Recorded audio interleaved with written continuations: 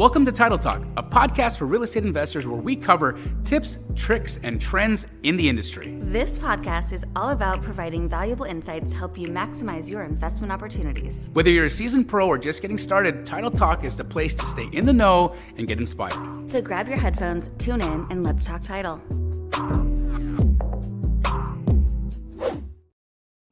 Hello.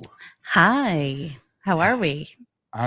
We are great. Am I answering for we or am I answering for me? I think we. Oh, yeah, we're great. How are yous?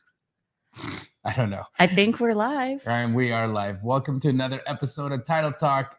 Incredibly grateful to be here with my very good friend, Dina Jones. Nice to see you. Nice to see you too, my friend. Always a pleasure. And we've got a lot to talk about today. Yes, we do. A lot of things going on in the world of title. And it's some exciting stuff, some scary stuff, some things to understand if you are doing creative deals, some things to understand if you are doing cash deals. Gosh, there's all kinds of craziness going on in the world. Well, first, let's talk about craziness. Yeah. I saw you in a bathrobe on a stage this week. That's the craziest thing that you saw me do this week? I mean, it's still young. You know, it's only Thursday and you're on a big stage tomorrow. So, well, that was a little crazy. You were in a bathrobe. Well, so let me explain why. And it said commercial real estate. Yes. Okay. so I was on a panel, and it was a social media panel. Okay. So I was there to talk about social media, and of course, being somebody who has, done a lot on social media, they had me on there along with Brittany Arneson, Mikey Taylor. I don't know if you know him. He's a professional skateboarder, super cool guy. Ashley from Bigger Pockets. It was like, and Nancy Rodriguez from Love Is Blind. I don't know if you. I do know that show. So anyhow, what happened was my wife. She's, God bless her. She's the most incredible woman in the world.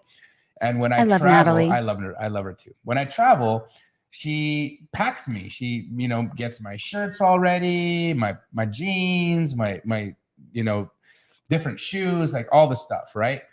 And we were really busy and things were going. So that night that she packed me up, she folded up all of my t-shirts and she put them on my dresser and not in the bag.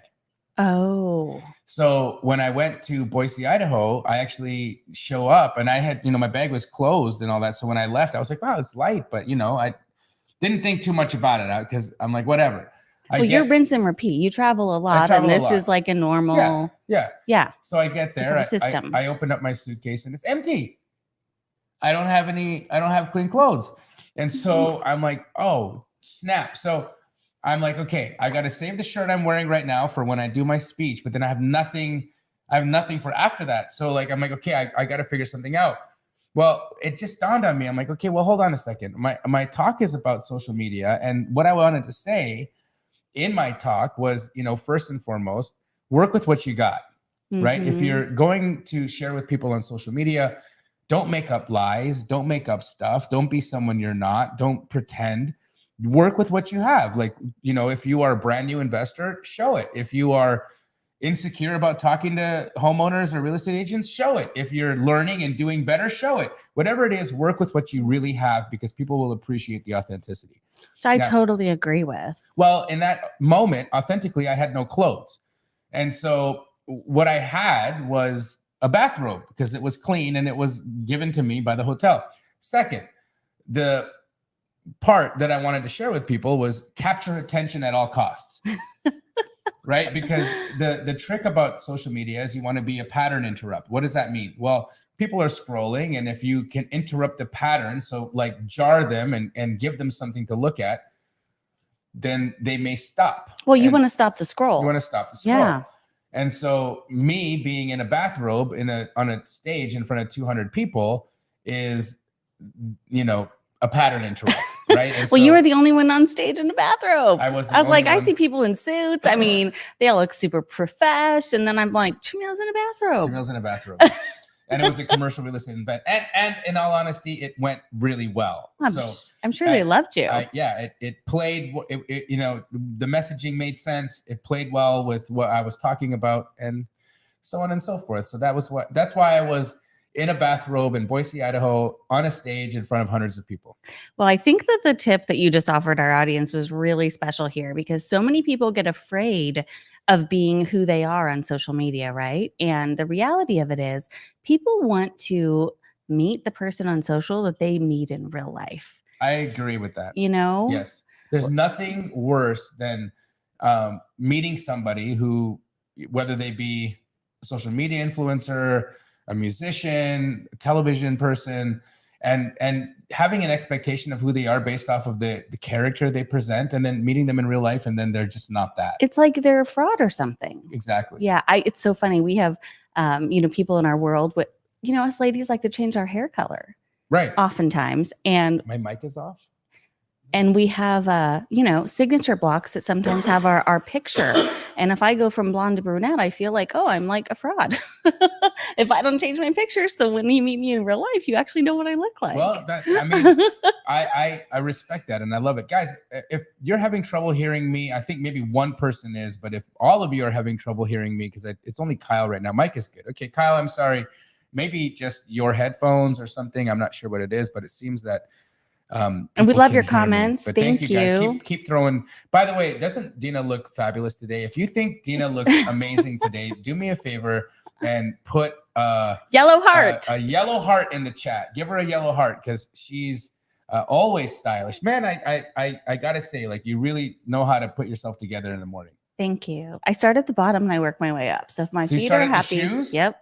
Wait, get out of here. I'm serious. Can you take one of those off and show us what you're wearing? I start at the bottom and I work up. Guys, check these out. She's got neon highlighter yellow pumps. That is slick. You put together like no one else. You and my sister are the most incredibly Raheem has dressed got fabulous ladies style. I know. So look at that. They're loving you, Dina. They're loving you. Look at all them yellow hearts. Guys, thank you so much. Also, hit the like button, right? Because it's also important that people know that you like this, and share it if you would on any of your social platforms.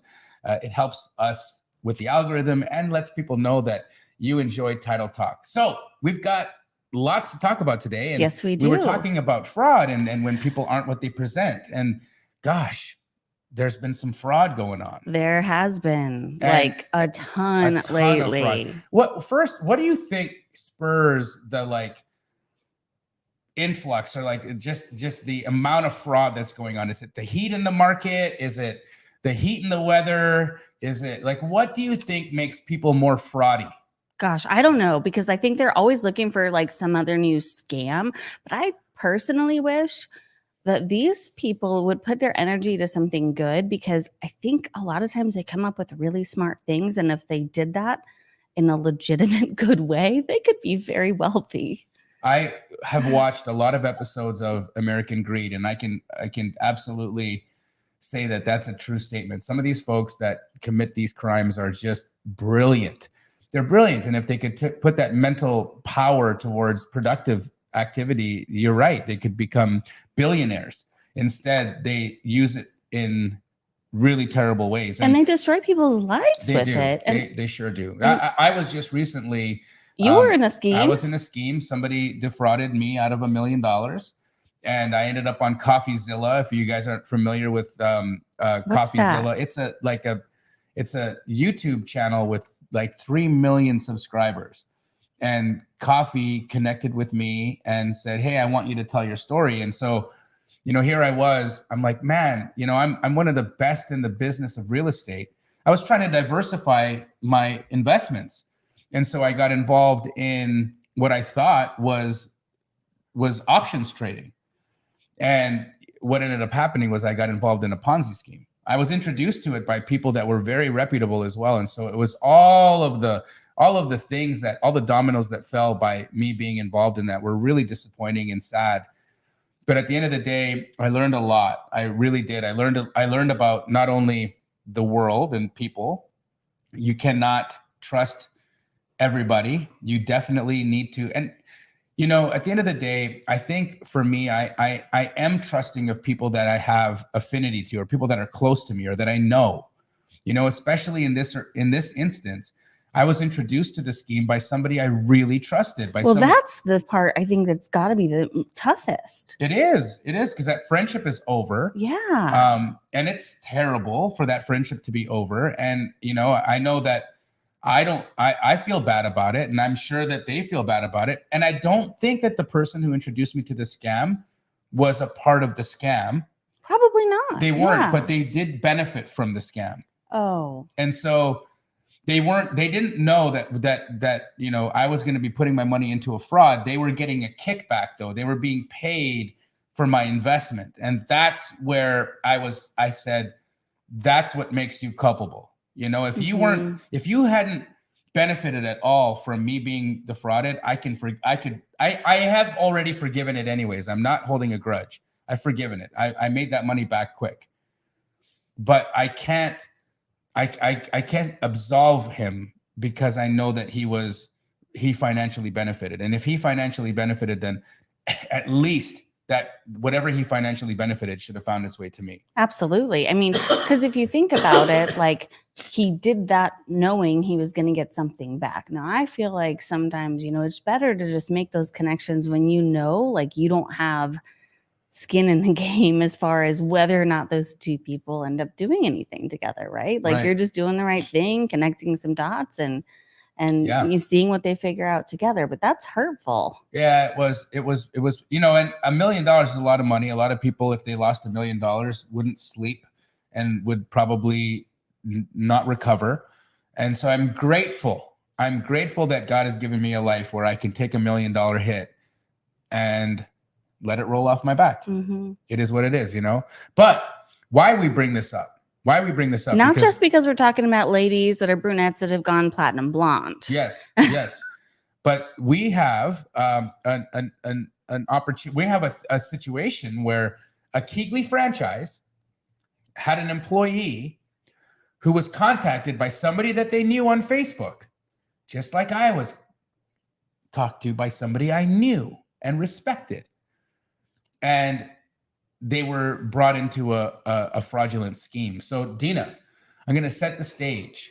Okay? Ooh. So it was a dark and stormy night. All right, be careful. My mom's watching. And the Keighley employee, we're going to call him Comployee. Comployee was Key employee. Key employee was at home drinking hot cocoa, sitting at the computer, and a tone happens, a tone that he recognizes. He's been DM'd on Facebook, and he's been DM'd on Facebook by a friend. And you have trained all of your key employees to message back when they get DM'd. Of course, always respond to people. And so this DM happens, and the key employee is presented with a deal.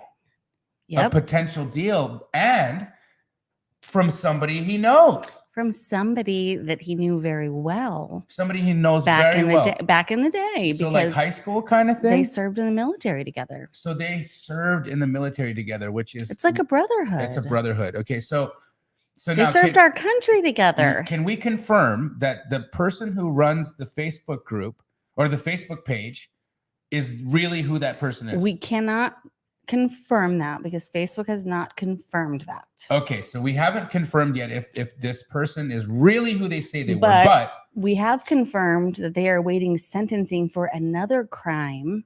Oh my God, the same person? The same person. That is similar in nature? That is similar in nature. Oh my gosh. On what day is it? That is so sad. I think it's on, they are awaiting sentencing for another crime of the same general nature, but totally different on Monday. Wow. Okay, so this military friend messages the key employee, and he says, I have this vacant piece of, well, first and foremost, I've come into an opportunity. I've come into an opportunity.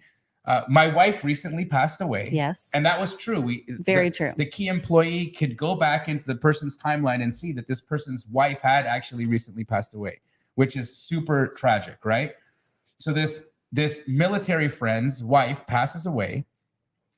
And obviously that's going to create all kinds of financial burdens in a family, right? That's going to create just loss and grief and financial burdens, and people can't go to work, and what about the kids? And I can't imagine how difficult that is.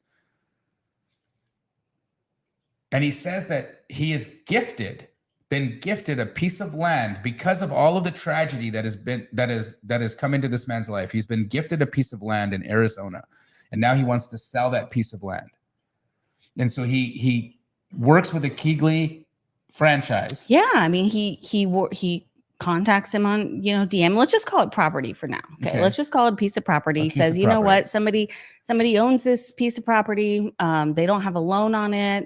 They have plenty of other things, and they just really want to thank me for everything that I've done for the country, and they really just want to give me a leg up to the next chapter of my life.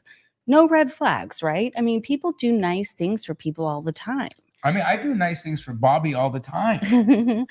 All the time. I brought him coffee today, right? Yeah, I got him coffee today, and sometimes I rub his shoulders, whatever, right? But people do nice, especially when you've served our country, especially when you've had a sacrifice, especially when life isn't going right for you. People will do incredible things for people who have done incredible things.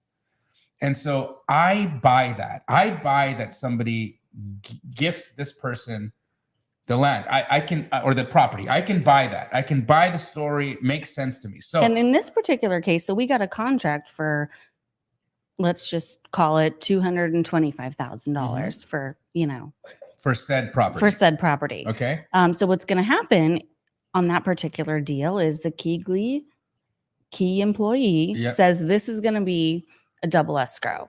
Instead of an assignment, they knew there was some serious margin on this situation. So they were making good profits. Good profit. So this because this person from the military had been given this property for, what was it, for free almost? For free, 100% for free. So this was all profit. And was he planning to split the proceeds with the key employee, or what? No, was that? he only thing he cared about was selling it for $225,000, and then that was going to be cash in his pocket to allow him to restart his life with his family. Okay, got it. Okay. So this this person, military veteran, honestly, is a military veteran, right? This military veteran gets gifted this property, says he was gifted this property, and says he wants $225,000. He contacts a Keegley employee. That individual says, "Great, we find a buyer for the deal, and we've sold it for a lot more than $225,000, I imagine." Right. I mean, and at that point, I mean, we're really just working the contract for $225,000 because if it's a double escrow, we don't need the second contract yet. Right. We're just trying to close the first one. So in that particular case, we have to have proof that this military friend owns the residence or property. So what the first red flag is that the veteran received ownership of the property via quitclaim deed. Well, he called from going down to record the quitclaim deed, supposedly, right? To let title know, which is, by the way, something that's important. If there's going to be a change in anything happening with the property during the process of an open escrow, notifying title of all of those details is really something you really should be doing, and it's a good thing to do, and you kind of have to do it so that we're aware, so we don't go to close and then we find this and nothing can happen, right? So calls from going to file the quitclaim deed. And by the way, quitclaim deed, not the best way to transfer property. Why is that? It's just not the safest mechanism, and a lot of times it's not insurable. Okay, so after the fact. So guys, a quitclaim deed, right, is just going to the county recorder's office and transferring ownership. No title search is conducted. No seller's policy is in place, meaning we don't know if there's any liens. We don't know if there's no title company has insured the title. And so when that happens, title company is usually involved in that. Nobody's involved. So this is just like this can be as anonymous as a drug deal. Sorry, that was a very weird example. But in this particular case, I mean, this is pretty much like a really big, expensive drug deal. So he goes to the county recorder. He gets this property transferred into his name, and he's doing this in the same week that he's selling the property. Mm-hmm. which is another red flag. Yes. Why transfer the property like now and then sell it right away? Like, why wasn't this done a while ago? Well, in this particular situation, if you think about it, I don't know, what was she call him? The fraudster? Yes. Okay, we'll call him the fraudster. The fraudster reached out to somebody that he knew from back in the day when they served in the military together and said, I know based on your Facebook posts, even though we haven't talked in, how many years, probably over 10, that you buy properties and that you are an investor and that you understand this whole situation, right? So he contacted him when he knew he was going to get gifted this property. So that's all totally legit. Nothing up until this point is weird.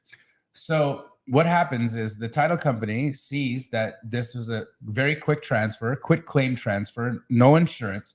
And so their job is to just make sure that transfer happened legally. Yes. So the title company has to, by law, it doesn't matter what title company it is, every title company would have to follow this process. They need to just verify with the original seller, the original owner of record, that they made that transfer, correct? Yes.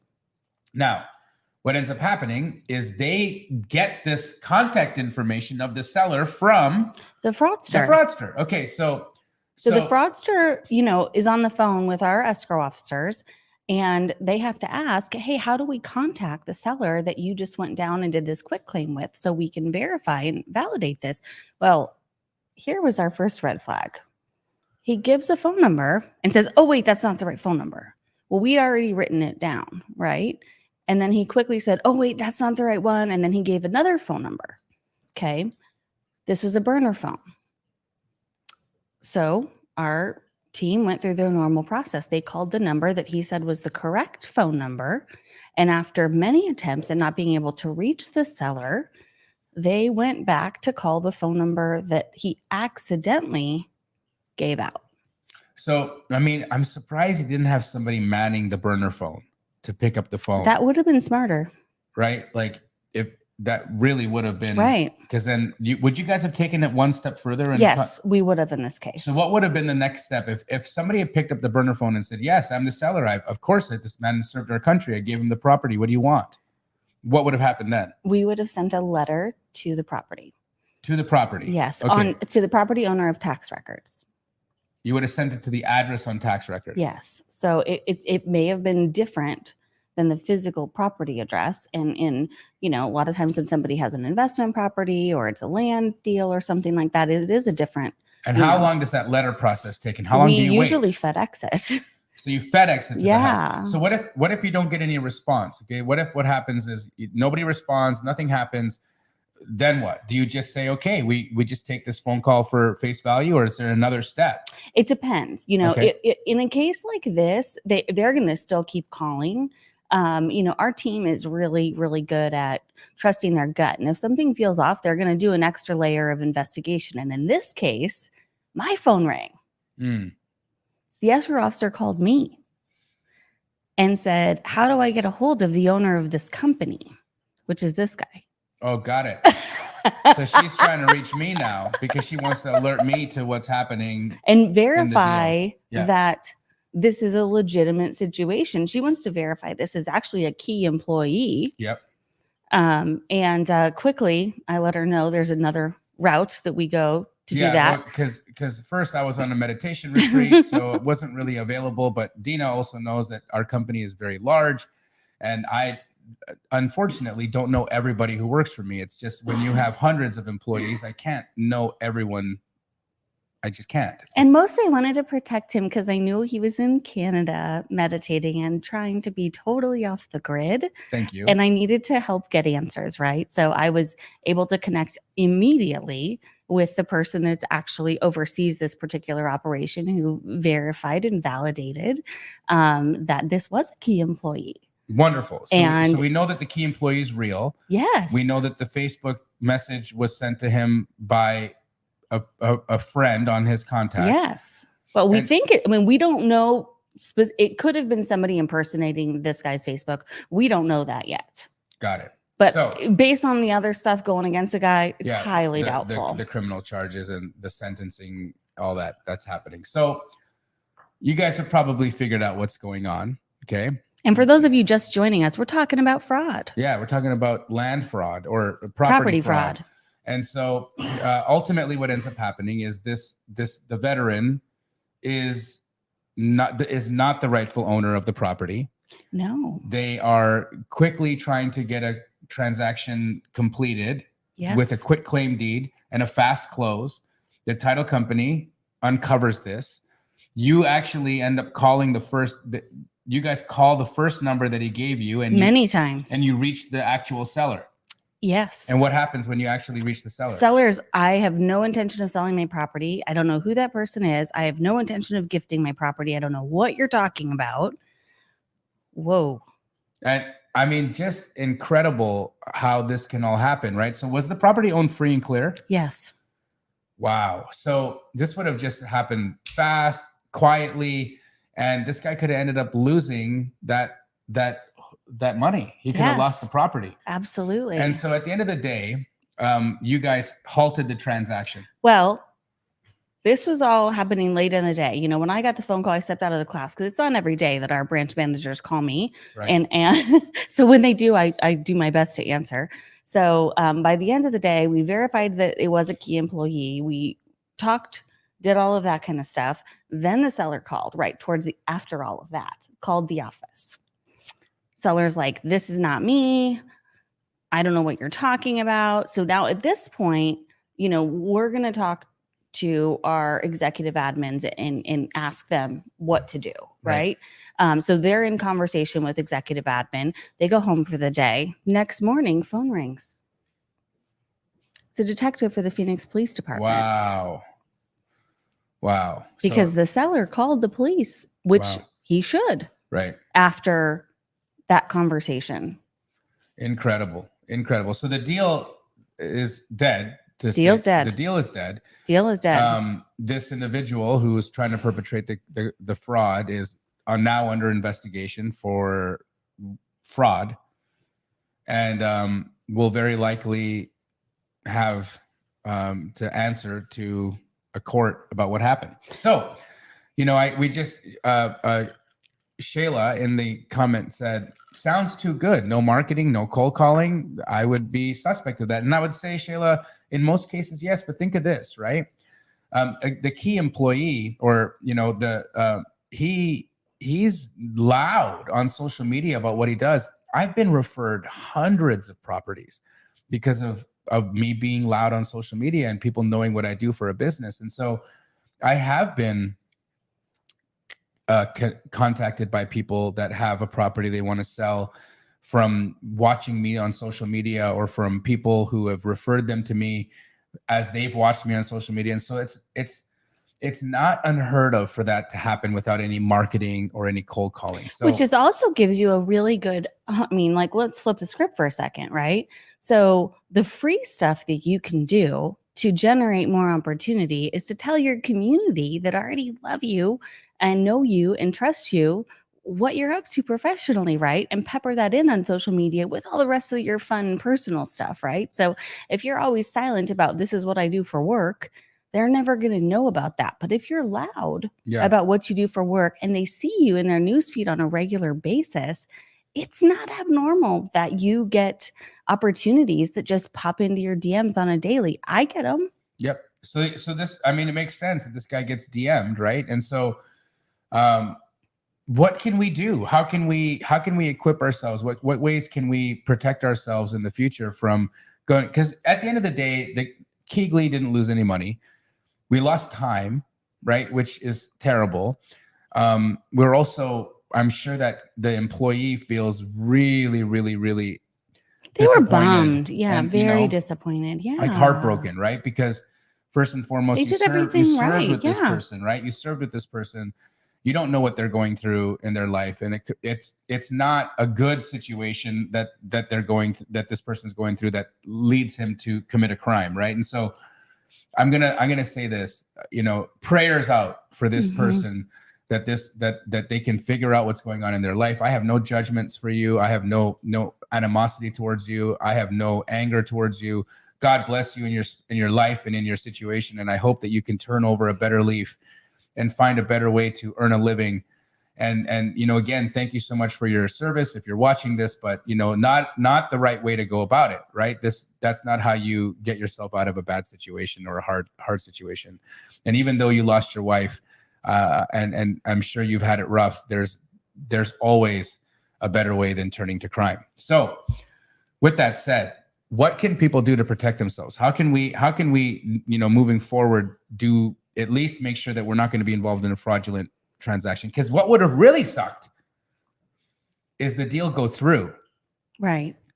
And we make, or you know, you make $50,000 or $30,000. Yeah, here's what could have happened, right? So the first thing that's going to happen, because we don't have the second contract yet, right? So if we didn't catch this in the act, we would have closed the said property contract, and that fraudster would have been gone with $250K, right? $225K, and who knows if we'll ever be able to have their actual contact information, because we know at one point they gave us a burner, and we don't know if that Facebook profile is real.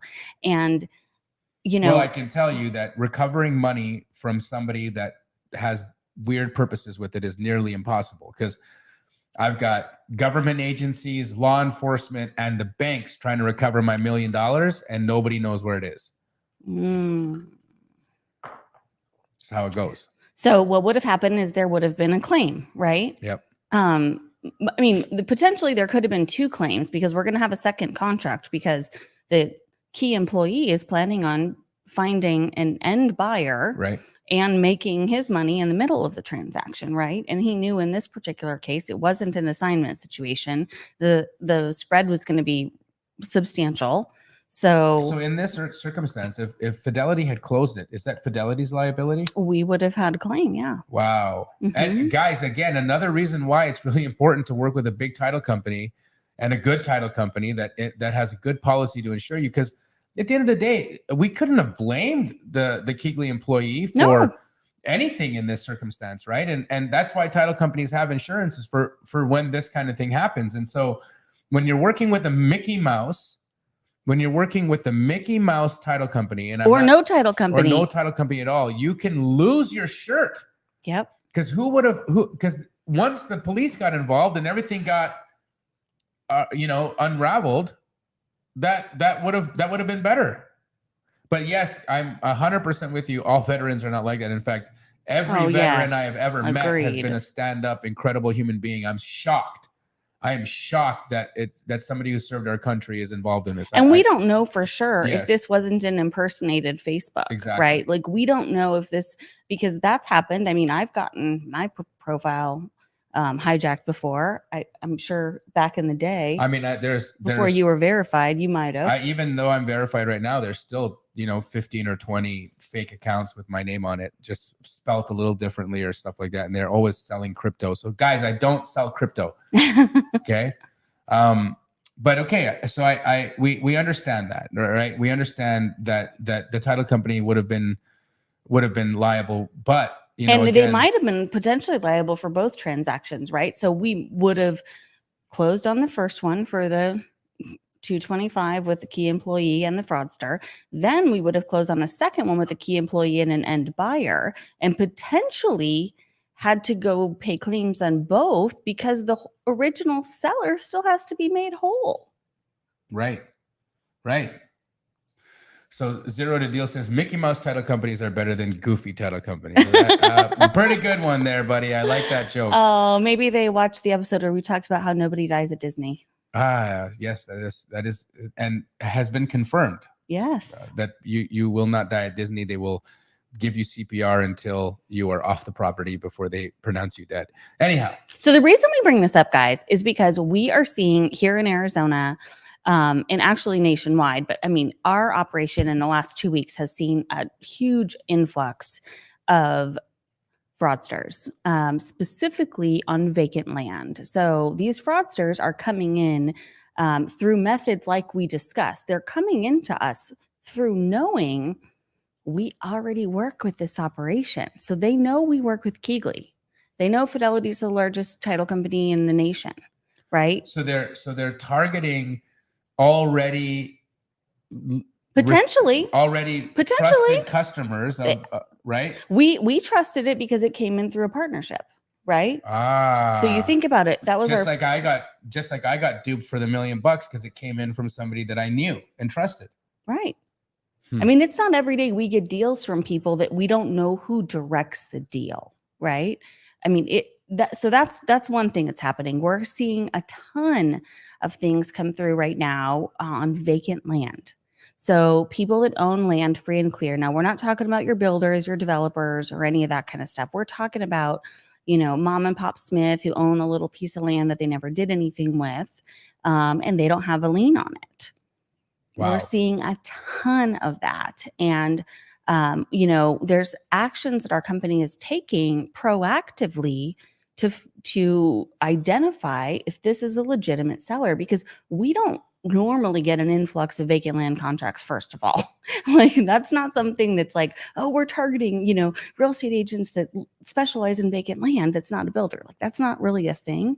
But this is happening a lot.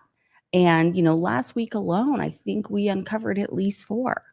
Dang. Here in our operation in Arizona. Wow. And so this has to be happening all over the place. So to say that if you are mysteriously contacted by somebody who has an incredible piece of land to sell you, you may want to A, make sure that you're talking to the real seller, and B, if the property was transferred via quick claim deed, you probably need to do some investigating to make sure that you're not involved in a fraudulent deal.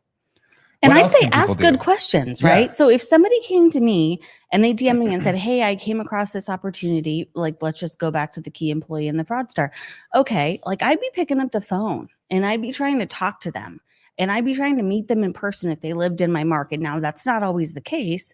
But at the same time, sometimes you just want to get it contracted and done. I mean, and from the point of view of somebody who buys, right?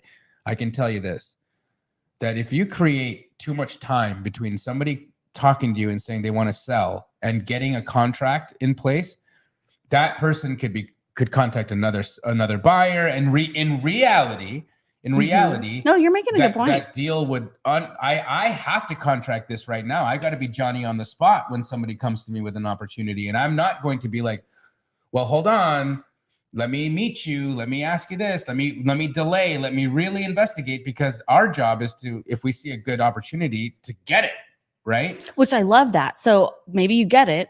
And then what you're doing is building rapport and relationship, because that's where you get referrals from all their friends. Like, I believe any transaction that you do, you can generate 3 to 5 more transactions from that relationship at a minimum. Like, if you do a great job, doing a good right? job, exactly. And so you're making a friend. If it's somebody you haven't seen in 15 or 20 years, you're building a relationship. Now, in this circumstance, the real seller, the real owner isn't the seller. The seller is the fraudster, right? So, well, the quit claim deed was fake. The quit claim deed was fake. Yes. Oh. Yeah, we actually got a copy of it. It was fake. Total fraud. So in that case, we're comparing signatures, right? So you can compare signatures on driver's license. You can compare signatures on signatory books. You can do all kinds of other things. Yeah, it was the quit claim deed was completely fake. Insane. Fake as in, it was a real deed, but it had been forged. No. It was a fake deed. Yeah. My gosh, man, this like one of the worst that this particular person said she'd ever seen. So just like, and that we just got that though. I mean, the police called, a week or two ago. They just got a copy of the quit claim, and it was very bad. My gosh, guys, this is a really, really important thing for everybody who's watching this to take into account, and just be mindful of who you're doing business with. Be mindful when something is too good to be true. It typically is. And, in all honesty, I should have known better, even on the fraud that I had fell victim to, because it was too good to be true. The returns were too good. It's just the only reason why I suspended disbelief was because of the person, because I knew the person presenting the opportunity, and he was too big in my eyes to be surrounded by a fraudster. He was he was just way too involved in our world to be involved in fraud. And, you know, I guess you really have to watch out, especially when people are using people that you know, to perpetrate that kind of thing. So guys, be really, really aware of it.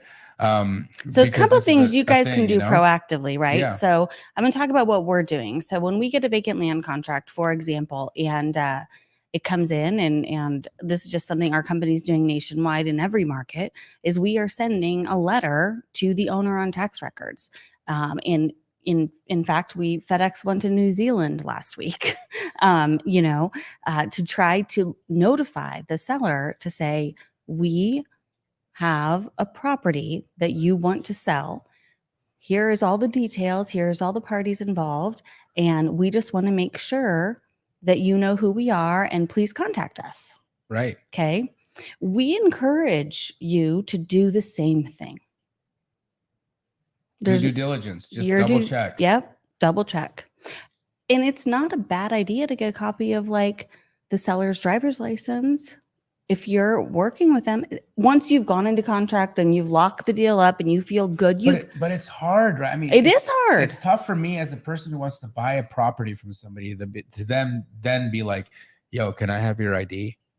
But you could be like, yo, here's all the things you're going to need to close, because you're going to need an ID to close. You will. And I mean, again, like, I think I'm so happy that the title company does this stuff, because like I would feel really weird about going to somebody and just, what if you were in a bar collecting all that? Well, I mean, of course, if I'm buying something from a person in the bar, that's different, right? No, if we were going to a bar with them, they've got it out anyway. Yeah, well, I guess that would work. So take your sellers out to drinks and watch them get carded. But what if they've got a gray beard like me? I don't get carded anymore. You get carded because you look young, but I'll be sad when I stop getting carded. They card me all day.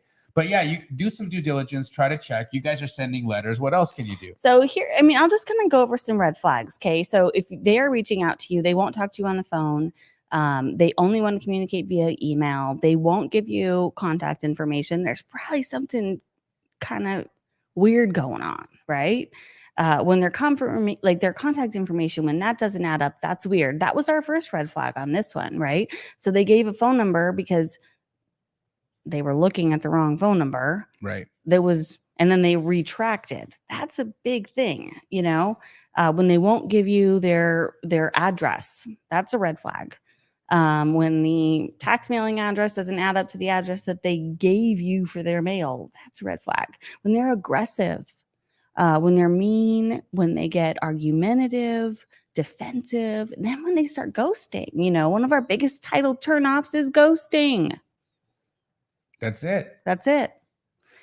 Incredible. I'm just this is really just an eye-opening situation, right? It's like fraud is such a terrible thing for people to be a victim of, and it's just really important that we all pay attention, because what if it was your property? What if somebody was trying to sell your property that you owned free and clear, that might be something that you want to give to your kids, or might be part of your retirement plan, and then all of a sudden somebody comes in and sells it out from underneath you? Like, how would you feel about that? What if it was your grandma's that you knew eventually was going to be yours? Yeah, it's all pretty skeezy in my opinion. So there's something Maricopa County is doing about this. We actually got a memo today. Wow, so this is hot off the press. Hot off the press. Hot off the press from the Maricopa County Recorder's Office. Tell us what they're doing. So they are doing a free service. We love free stuff, don't we? Yep. To help keep residents informed and take proactive steps against title fraud and any recordation of unlawful documents. So they've actually put a process into place to help you at the county recorder's level, which I think is, obviously, we're not the only ones feeling this currently. Right. Because they wouldn't do something like this if this wasn't happening. Do you think this could also be used against fraudulent memorandums? Are we going to talk memos? I'm just wondering, because there's a lot of memorandums being recorded out there in some pretty sketchy circumstances. And so because of that, I think that's another reason, as a owner of any kind of property, in Maricopa County, you should sign up for this. So I would agree. and we will drop this in the chat, guys, but it's basically the recorder.maricopa.gov/Maricopa Title Alert. And if any of you guys are watching out there and you believe that you have had fraud committed against you, please report it to the Attorney General and your local law enforcement. You can do that by going to azag.gov/contact-us. But here's something that's really interesting that I'm seeing that they're doing.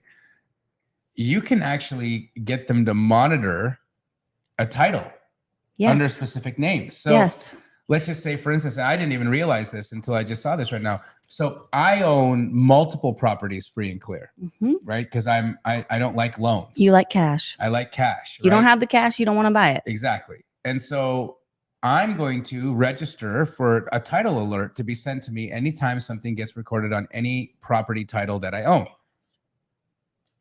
I want to be able to see that. I want to know, like credit report. It's like Credit Karma. You know, Credit Karma will tell you if somebody, but this is basically credit monitoring for your titles. 100%.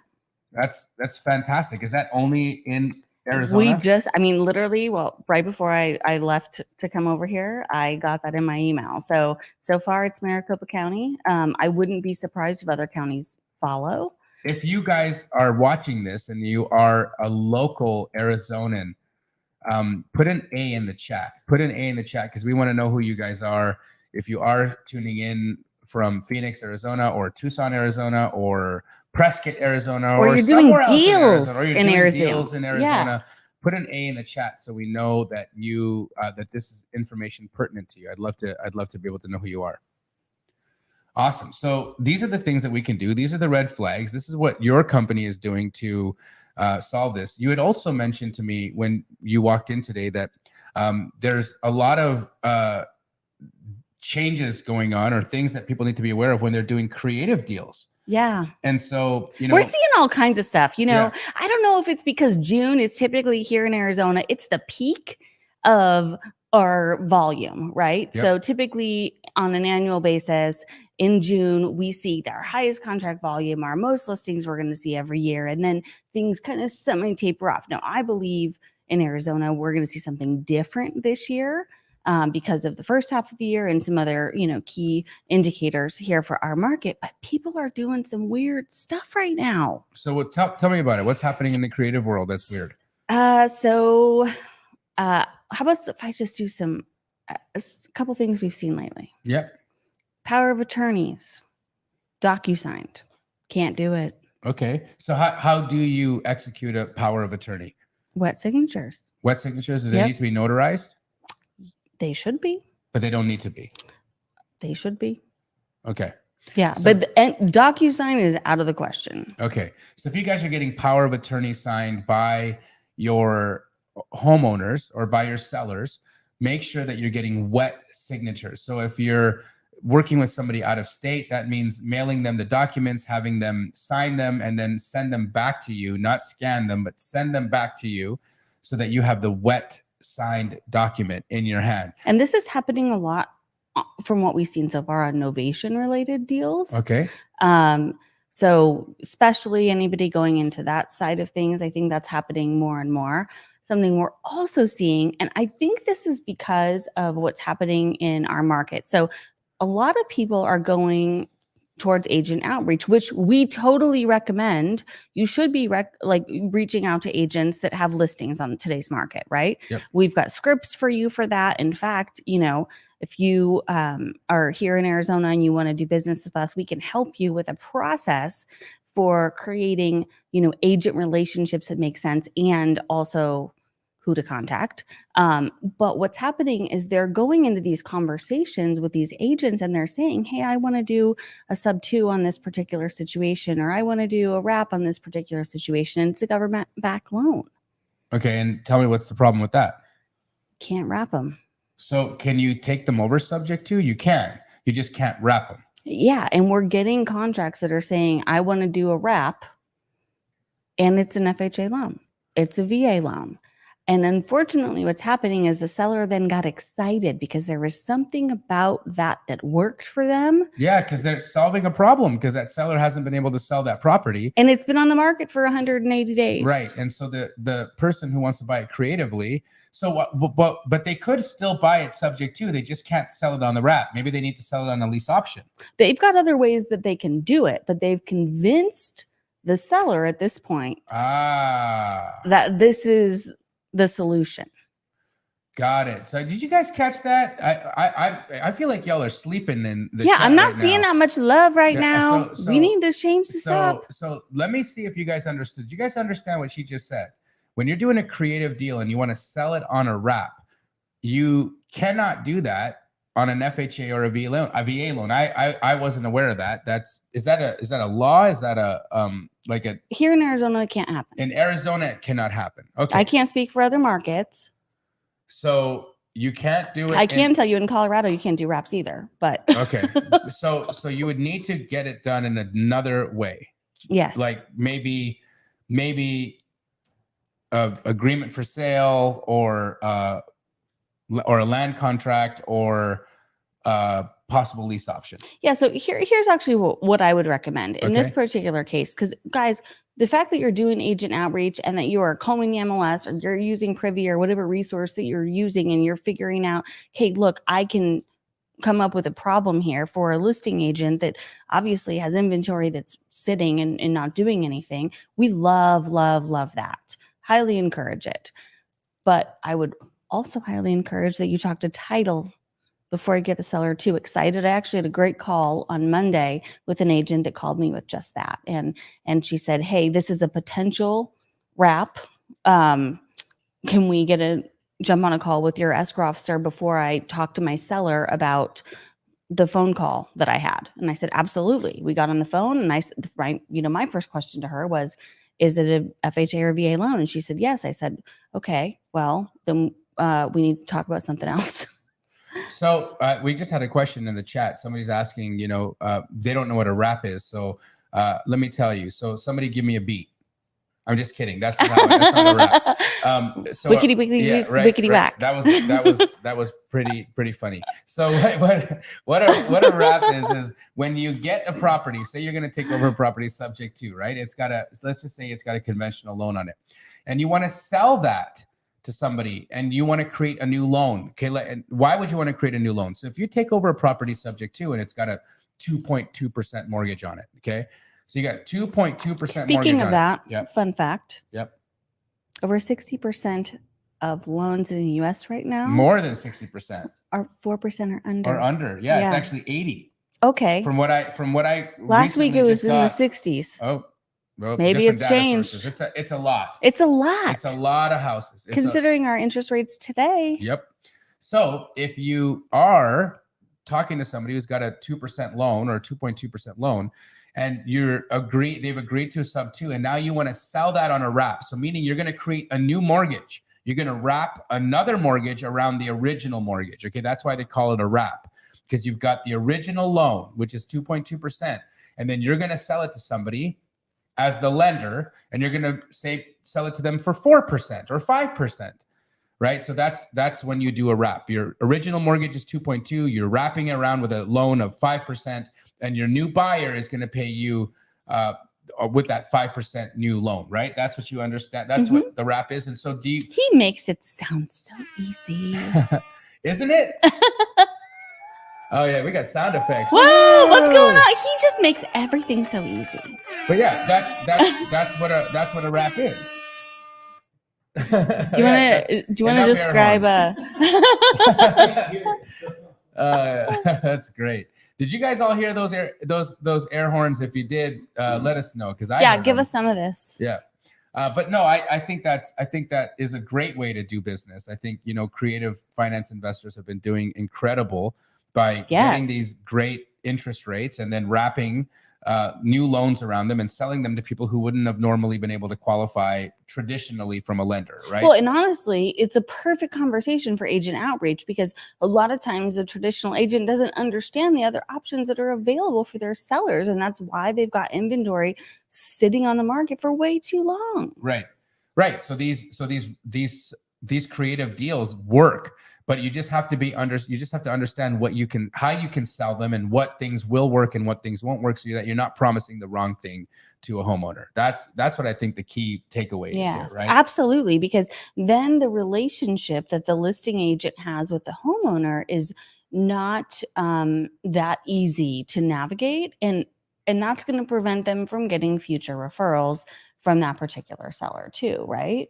I totally agree. And your job as an investor building a relationship with an agent is to make them look like a rock star. Exactly. Yeah. So talk to title at that point before you get the seller excited. 100% agree. You heard it here first. 100% agree. Talk to your title company, ask them what's possible, what's doable, really understand the nuances of all that. Because again, you want to come off as though you know what you're talking about. You want to come off as an expert, even if it's your first or second deal. I mean, you can still come off as somebody that's very knowledgeable by asking questions before you start delivering information. And it's okay if you don't know all the answers, as long as you're the source of the source, right? So if you can source the expert, you're still the source. I totally agree. Sophia asked, does it depend on the market for wraps and sub 2? So absolutely, Sophia, you might be able to do wraps on government-backed loans in other markets. Yes. Dina is only speaking about Arizona. In Arizona, they cannot do a wrap on a VA or an FHA loan in Arizona, but that's not to say that you can't do that in other states. So the best way to sell a sub 2 in Arizona would be on a agreement for sale or a lease option, right? So that would be your workaround. You don't do a wrap, you do a lease option, or you do an agreement for sale. Was that what you guys would suggest in those circumstances? Potentially. I'll have to speak to the experts. Okay. That's what I would imagine would be done, right? But yes, they're definitely going to be market dependent. Couple quick things we're seeing right now, guys, just because we're all about Arizona right at this moment, and we're talking about things we're seeing in today. Failing to deposit earnest money, not a good thing. Oh, is that happening a lot? It's happening. It's happening again. There's just in the last couple of weeks, we've been seeing some things we haven't seen in a while. And is that just from basically wholesalers not depositing EMD? Is this just general investors? Just general. Total general. Investors. Yep. What do you think is the cause?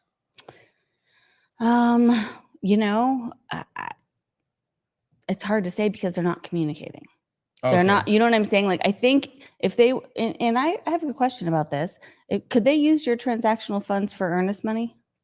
No, but they can work with Gator lenders. So Pace Morby has done a great program where he's taught people how to be a lender for earnest money for people that don't have access to it, right? And so to get involved in a deal, you can say, hey, look, if you don't have the $2,000 or $3,000 you need to do this deal, I can be your Gator lender and I can give you the EMD and deposit it for you so that you have a ratified contract, which, people have been doing and getting great success doing that. So, my understanding is that it has been a good way for people to be able to get their hands on EMD. So guys, don't mess around. If you're going to put something under contract, at least if you don't have any money to put up as EMD, contact a Gator lender and get that EMD in. Don't be a jabroni and have a contract and no EMD in, right? Like, totally. At least get your hands on a Gator lender and get that money in. If you're a Gator lender, in the chat, say hi. Put an alligator emoji in there, because if you're a Gator lender, then people want to know who you are. You can get access to that money and make sure that you're putting up EMD. That's super important. So since we've been also doing Title Talk, I've been getting some people asking me questions at titletalk@fnf.com, and they've been asking things like, does my contract need to have a purchase price? Yes. Does my contract need to have an intent for the property? Depends. Depends on the market for sure. Yes. So it's an interesting question, right? Because I can't personally give you an advice. I'm not an attorney. I don't necessarily know your market or anything like that. But as a best practice, it's not a good idea to send in a contract that has no purchase price. Well, yeah. What are you agreeing to if you have no purchase price on the What's contract? the seller agreeing to? Right. That's not even, can that even be a contract? Technically, yes. But it's not a good idea. It's not Wow. a good idea for anybody. I don't understand why somebody would do that. That's very strange. Because they hadn't gotten the seller to agree to a price. Oh, so they're just like, we're going to go under contract, but we're not going to. And then they're going to file a memo. Oh, wow. Right? That just sounds like shady behavior. It's not good. Not a good situation. Wow. Well, guys, don't do that. We're talking, and that's ghost stories, guys, right? Yeah, don't do that. We didn't talk about the ghost story topic, but those are mine, right? Keeping a seller up at night, not knowing how much they're going to be able to net when they go on their transition, that gives me the willies. I just think what happens is, folks, they, we got a lot of gators. Oh, I love it. Yeah, so send us your gator emojis. So guys, when you don't have EMD, connect with a gator. We got a couple of them in the chat. So, send them a message and, figure out how to get your hands on EMD, but do not put contracts to title that don't have at least, where you don't have it figured out where you're going to get earnest money. That at least needs to be taken care of, right? Right. And here in Arizona, you do have to disclose if you're a wholesaler. I mean, that's something, but consumers don't understand what a wholesaler is. Yeah, but so your language, my language is very solid. Clear. It's very clear. It explains that I have an intent to make money on this deal. That's it. That's what I do. You're not buying it to lose, and you're buying it to solve a problem. That's why I have an LLC. LLCs were not ever formed to lose money. True. Actually, that's what LLC stands for. Let's lose cash. Not ever. This is a really fun episode. I know. Are you guys having fun? We give us some smiles if you're having some fun and some yellow hearts. Because I still love these shoes that I started with. She's got them yellow pumps in her hands, guys. Show some love to Dina. An hour went by super fast. Wow, I know. I'm surprised that happened, but we got a lot of information today about what not to do, how to really make sure that you're not getting involved in a fraudulent transaction. Make sure that you're doing due diligence and work with a reputable title company. Because in the event that something bad happens, in the event that you're involved in a deal where fraud takes place and you're not protected by a national title company. Oh, you want to see my shoes? Oh, should we? Show me what you got. We're gonna play Show Me What You Got. Oh, nice. Got the black. Those are fancy. Black Air Forces with a gummy bottom. I mean, I think that's pretty. I think dope. we're a Nike commercial. You guys want to see? Ooh, there's Dirty Bobby's. Bobby shoes. He's not Dirty Bobby. He's Hot Bobby. He's Hot Bobby. That's Hot Bobby's foot. This was fun. Yeah, so fun. Guys, thank you so much for tuning in to another episode of Title Talk. We'll be back in a couple of weeks. 2 weeks from today at 5 o'clock. Yes, and who are we going to bring with us? And we're going to talk about Texas. Texas, all you Texans. Special thanks to Quentin Smith for the super sticker. I got $20. What's that mean? That means that he That's tipped fancy. us. Oh, wow. I think that happened when you took your shoe off. Oh, all right. All right. He wants me to create an OnlyFans, doesn't he? I have no idea. But let's just say that next week I may not be wearing clothes. Until then, thanks for tuning in.